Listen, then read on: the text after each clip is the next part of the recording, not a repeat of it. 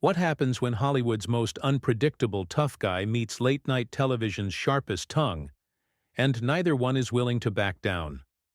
Tonight, we're diving into one of the most explosive celebrity interviews ever captured on camera, where Mark Wahlberg went head-to-head with Jimmy Kimmel in a clash that nobody saw coming.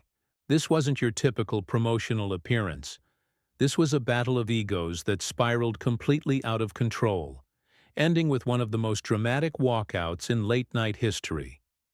Before we get into this incredible story, make sure to hit that subscribe button and drop a comment below telling me which celebrity you think would be the most difficult to interview. Now let's get into what really happened that night. The Jimmy Kimmel Live studio buzzed with its usual pre-show energy, but there was something different in the air that evening.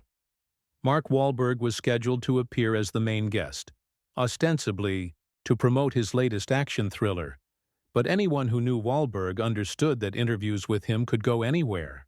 The man who transformed himself from rapper to A-list actor had never been one to play by Hollywood's carefully scripted rules, and tonight would prove to be no exception. Jimmy Kimmel, known for his quick wit and ability to navigate even the most challenging celebrity encounters, had done his homework.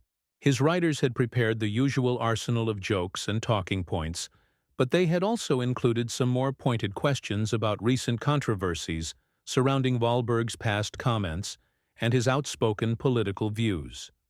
What they didn't anticipate was just how combustible the combination would prove to be. As the show's opening monologue wrapped up and the commercial break began, Wahlberg made his way from the green room to the backstage area. Stagehands noticed his demeanor seemed more intense than usual, his jaw set in that familiar expression that had intimidated countless co-stars over the years. He wasn't engaging in the typical pre-interview small talk, instead pacing slightly, and checking his phone with an expression that suggested he wasn't entirely pleased about something.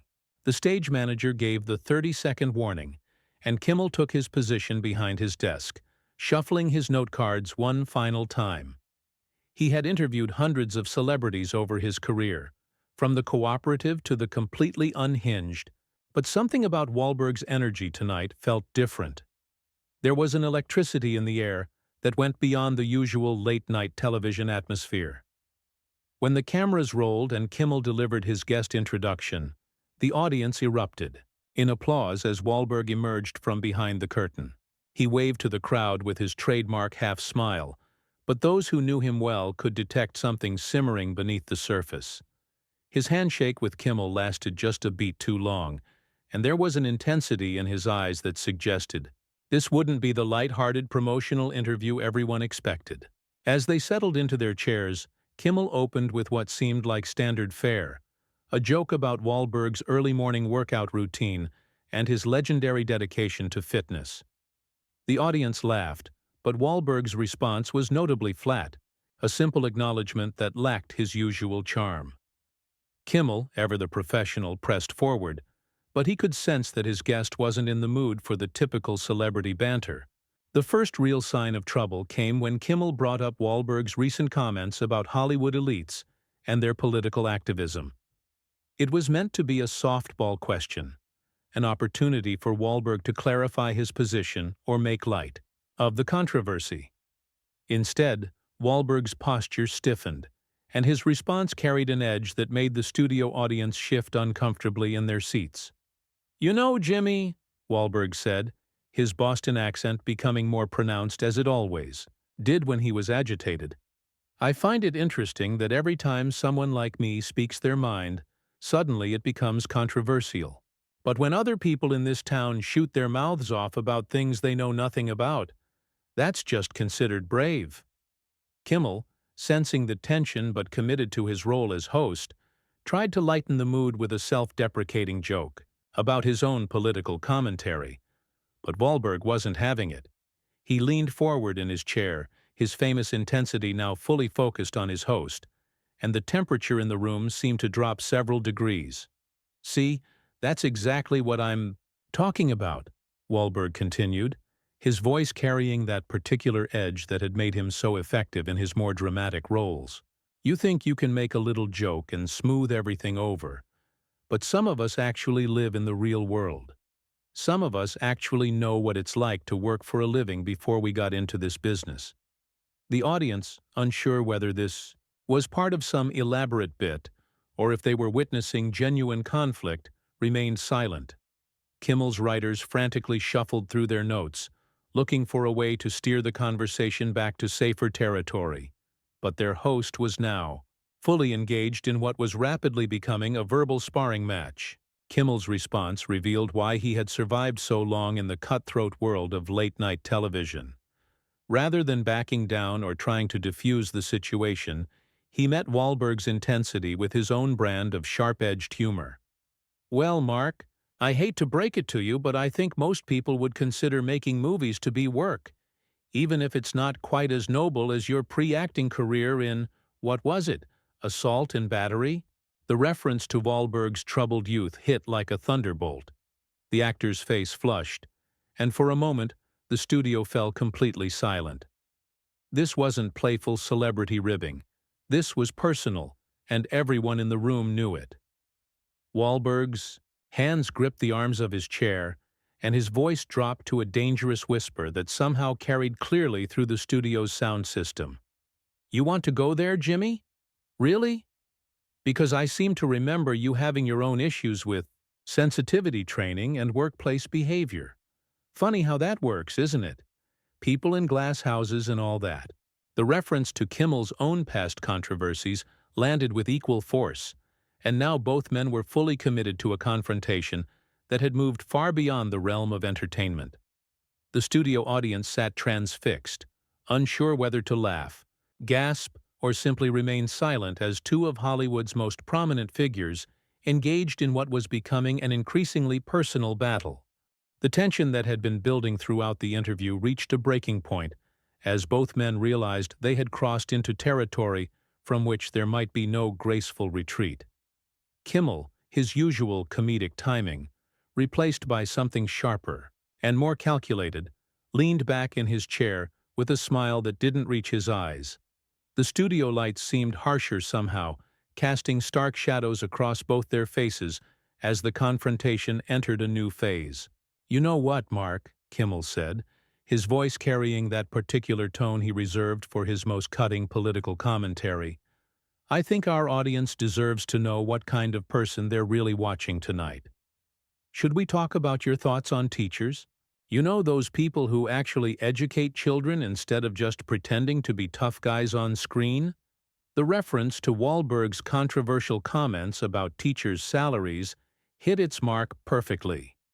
Wahlberg's jaw clenched visibly, and the muscle in his temple began to twitch, a tell that anyone who had worked with him on intense dramatic scenes would recognize immediately.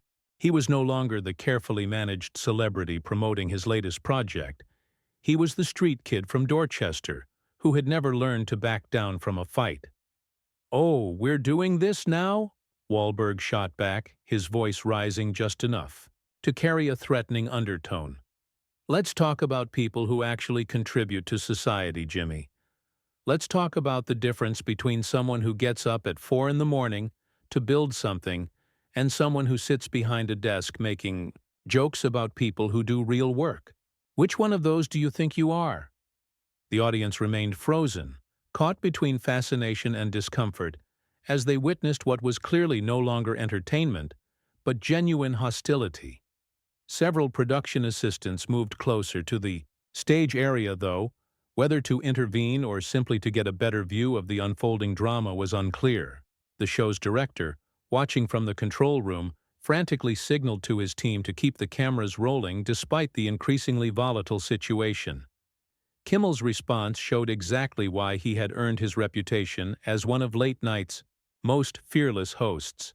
Instead of backing down or trying to restore the professional veneer that had already been shattered, he doubled down with surgical precision. "Well, Mark, I get up every morning and come to work without having to worry about whether I'm going to assault anyone on the way to the studio. So I'd say I'm doing pretty well in the contributing to society department." The words hung in the air like a challenge, and Wahlberg's entire body language shifted. He sat forward in his chair, his hands now gripping the armrests so tightly that His knuckles had gone white. The transformation was complete. The Hollywood superstar facade had fallen away entirely, revealing something much more dangerous underneath. "You think this is funny?" Wahlberg's voice dropped to that whisper again, but now it carried an unmistakable threat. "You think you can sit there in your safe little bubble and judge people? You have no idea what it's like to grow up where I grew up, to have to fight for everything you get. You wouldn't last 5 minutes in my neighborhood, Jimmy. Not 5 minutes." The personal nature of the attack shifted the dynamic once again. This wasn't about politics or Hollywood controversies. Anymore, this was about class, about authenticity, about two completely different worlds colliding in the most public way possible. Kimmel, despite his quick wit and years of experience handling difficult guests, seemed momentarily taken aback by the raw intensity of Wahlberg's response. But he recovered quickly, and his comeback revealed just how deeply the barbs were cutting. On both sides. "You're absolutely right, Mark. I probably wouldn't last 5 minutes in your old neighborhood. But then again, I never felt the need to prove how tough I was by attacking random people on the street. Some of us found ways to deal with our problems that didn't involve hate crimes." The words hit like a physical blow, and for a moment Wahlberg looked genuinely stunned. The reference to the most shameful chapter of his past, the racially motivated attacks that had landed him in jail as a teenager, crossed every line of professional courtesy. The studio fell completely silent, the kind of silence that occurs when everyone present realizes they are witnessing something that should never have happened in public. Wahlberg's response, when it came, was delivered with a controlled fury. That was somehow more frightening than if he had simply exploded. "You know what, Jimmy? I've spent my entire adult life trying to make up for the mistakes I made when I was a kid. I've apologized, I've worked with communities, I've tried to be better. But you sit there and throw that in my face like it's some kind of punchline, like my redemption is just another joke for your monologue." He stood up then, not abruptly, but with a deliberate slowness that made his intentions clear. The movement sent a ripple of tension through the studio audience, and several security personnel moved almost imperceptibly closer to the stage. Kimmel remained seated, but his posture had changed, his comedian's instincts warring with his survival. Instincts as he realized the situation had moved beyond his control. "Where are you going, Mark?" Kimmel asked, though his voice had lost some of its earlier edge. "We're not done here." Wahlberg paused, turning back to face his host with an expression that mixed disgust with something that might have been disappointment. "No, Jimmy, we're done. We've been done since you decided that making jokes about someone's worst moments was more important than having an actual conversation. This isn't entertainment. This is just cruelty dressed up as comedy." The accusation stung because it contained more than a grain of truth. Kimmel had pushed too hard, had crossed lines that existed for good reasons, and now he was faced with the consequences of his choices. But his pride wouldn't let him back down, not in front of his audience, not with the cameras still rolling. "Come on, Mark, don't be so sensitive," Kimmel said, trying to inject some levity back into the situation, but succeeding only in sounding condescending. "This is how these things work. We push each other, we find the boundaries, we make good television. That's what people want to see." Wahlberg's laugh was harsh and completely devoid of humor. "Good television? Is that what you call this? You think destroying someone on national television for cheap laughs is good television? You know what good television is, Jimmy? Good television is honest. Good television respects people. This is just bullying with better lighting." The indictment was devastating in its simplicity, and it landed with the force of absolute truth. Everyone in the studio knew that what had started as an interview had devolved into something ugly and personal, something that reflected poorly on everyone involved. The magic of live television, the sense that anything could happen, had curdled into something much less pleasant. The weight of Wahlberg's words settled over the studio like a heavy blanket, and for several long seconds, nobody moved. The audience sat transfixed, some with their phones out recording what they instinctively knew was television history in the making, while others simply stared in shocked silence at the train wreck unfolding before them. Kimmel, for perhaps the first time in his career, seemed genuinely at a loss for words, his quick wit failing him in the face of such raw, unfiltered honesty. But the moment of silence couldn't last forever, and when Kimmel finally spoke, his voice carried a defensive edge that revealed just how deeply Wahlberg's accusations had cut. "Look, Mark, I think you're overreacting here. This is late-night television. This is what we do. We joke, we push buttons, we find the humor in things. If you can't handle that, then maybe you shouldn't have agreed to come on the show." The deflection was classic Kimmel, turning the responsibility back onto his guest while maintaining the pretense that this was all just part of the entertainment business. But Wahlberg wasn't buying it, and his response came with the intensity that made several audience members visibly uncomfortable. "Don't you dare try to turn this around on me," Wahlberg said, his voice rising for the first time since the confrontation began. "I've done hundreds of interviews, Jimmy. Hundreds. I know the difference between pushing buttons and being malicious. I know the difference between comedy and cruelty. And what you just did, what you've been doing this entire interview, that's not comedy. That's you trying to humiliate someone for your own entertainment."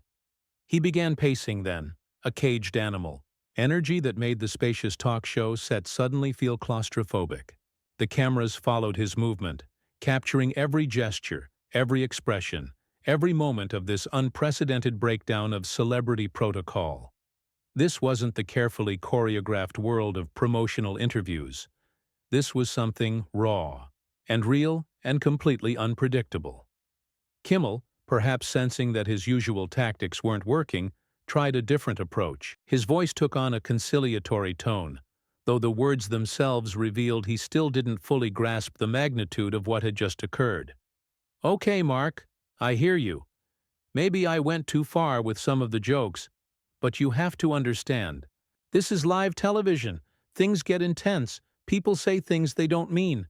We can work through this." But Wahlberg stopped pacing and turned to face Kimmel directly, and the look in his eyes suggested that any chance for reconciliation had long since passed. "Work through this?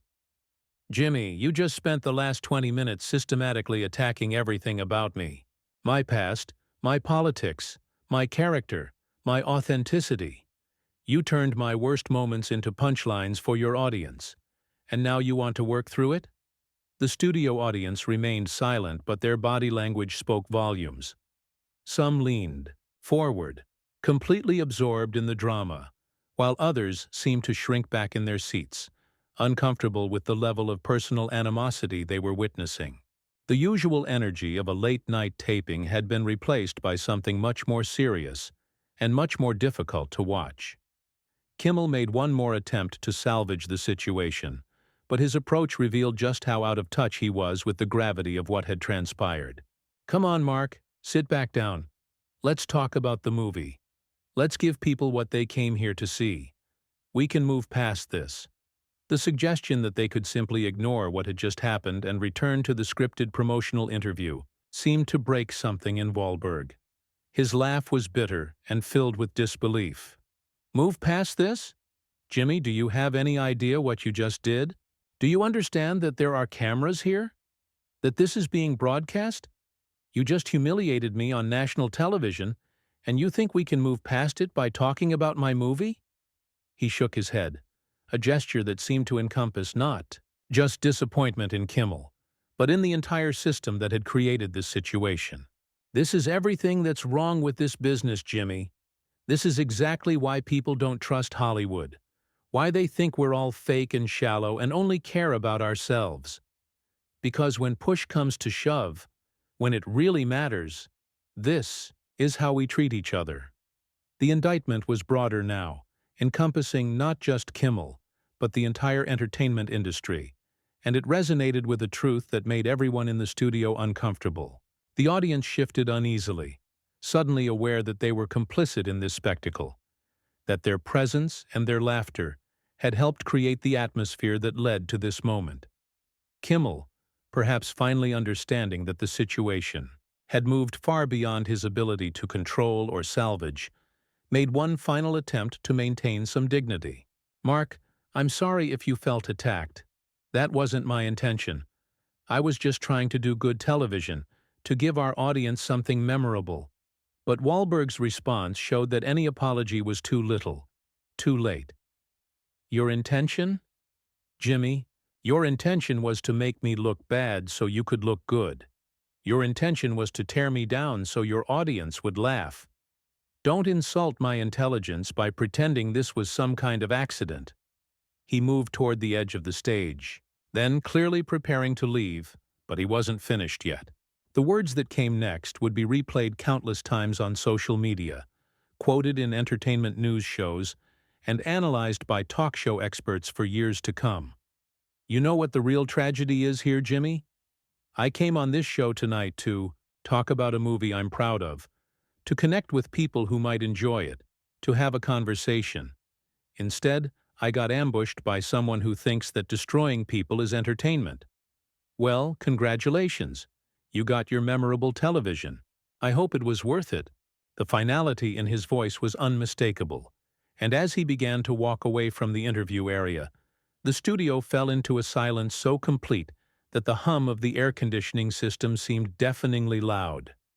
Kimmel remained frozen behind his desk, his usual quick wit completely abandoned as he watched his guest and his show slip completely out of his control. "Mark, come on," Kimmel called out, but his voice lacked conviction. "Don't leave like this. We can figure this out." Wahlberg paused at the edge of the stage, turning back one final time with an expression that mixed anger with something that might have been pity.